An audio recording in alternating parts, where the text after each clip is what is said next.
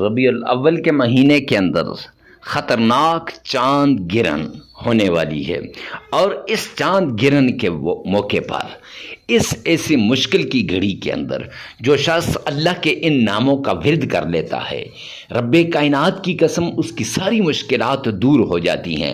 بڑی سی بڑی حاجت کیوں نہ ہو، بڑی سی بڑی اس کی مصیبت کیوں نہ ہو، ضرورت کیوں نہ ہو، وہ ضرورت پوری ہو جاتی ہے، مصیبت ہٹ جاتی ہے۔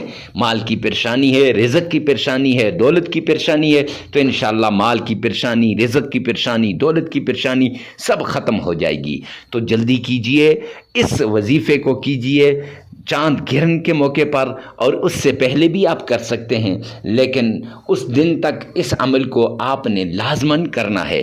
تو معزز سامعین کرام، چاند گرہن والے دن یہ وظیفہ جو شخص کر لے گا، دولت سے مالا مال ہو جائے گا، رزق سے مالا مال ہو جائے گا، عزت سے مالا مال ہو جائے گا۔ کیوں؟ مصیبت کا وقت ہے، اور مصیبت کے وقت جب انسان اللہ کی طرف رجوع کرتا ہے، جب اللہ کے در پہ جھکتا ہے، جب اللہ کو منانے کی کوشش کرتا ہے، تو پھر اللہ کو اس بندے پہ ترس آتا ہے۔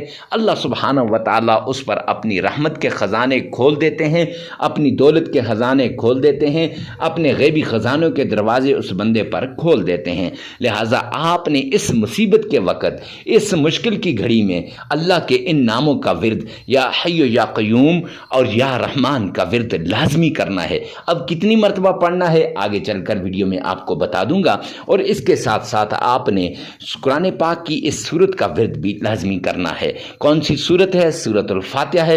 تو معزز سامعین کرام، کتنی بار پڑھنی ہے وہ آگے چل کر آپ کو بتا دیا جائے گا۔ تو لہٰذا اس عمل کو آپ نے لازماً کرنا ہے۔ یہ عمل آپ کی زندگی کو بدل دے گا، تقدیر کو بدل دے گا، نصیب کے بند تالوں کو کھول دے گا، اور ایسے آپ کا نصیب بدلے گا کہ آپ سوچ بھی نہیں سکتے۔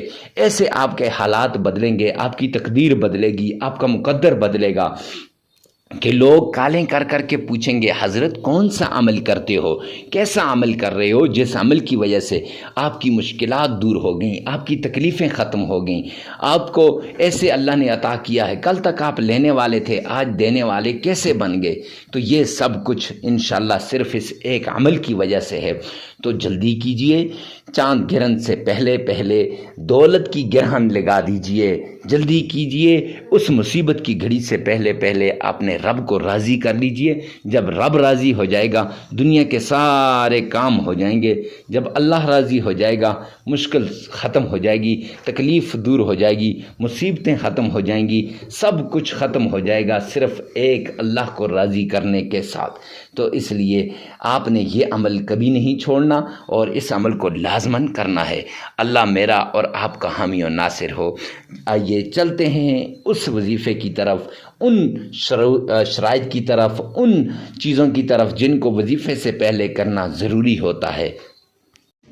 سب سے پہلے آپ نے آمنہ کے لال عبداللہ کے در یتیم جناب نبی کریم صلی اللہ علیہ وآلہ وسلم کی شان میں عقیدت کے ساتھ، پیار کے ساتھ، محبت کے ساتھ درود پاک پڑھنا ہے، اور یہ درود پاک آپ نے ایسے طریقے سے پڑھنا ہے گویا روضہ رسول کے سامنے کھڑے ہیں۔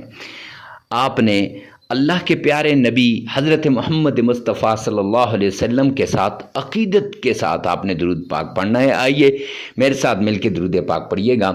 اللہم صلی علی محمد وعلی آل محمد کما صلیت علی ابراہیم وعلی آل ابراہیم انک حمید مجید۔ اللہم بارک علی محمد وعلی آل محمد کما بارکت علی ابراہیم وعلی آل ابراہیم انک حمید مجید۔ یہ درود پاک آپ نے 3 مرتبہ پڑھنا ہے۔ اکثر لوگ مجھ سے سوال کرتے ہیں مفتی صاحب 3 مرتبہ ہی کیوں؟ تو معزز سامعین کرام، جامع ترمذی جلد دوم کی روایت ہے کہ سرور کونین نے فرمایا جو شخص مجھ پر 3 مرتبہ درود پاک پڑھتا ہے وہ اللہ کی ذمہ داری میں آ جاتا ہے۔ جب بندہ اللہ کی ذمہ داری میں آ جائے، جب بندے کے سارے کاموں کو اللہ سبحانہ و تعالیٰ اپنے ذمہ لے لے تو اس سے بڑی اور کیا بات ہے۔ تو اس لیے 3 مرتبہ مدنی کریم صلی اللہ علیہ وآلہ وسلم کی شان میں عقیدت کے ساتھ، پیار کے ساتھ، محبت کے ساتھ، عشق کے ساتھ، ذوق اور شوق کے ساتھ درود پاک پڑھنا ہے۔ درود پاک پڑھنے کے بعد آپ نے آمنہ کے لال پر جب درود پاک 3 مرتبہ پڑھ لیا تو پھر اللہ کے پیارے نام یا حی یا قیوم،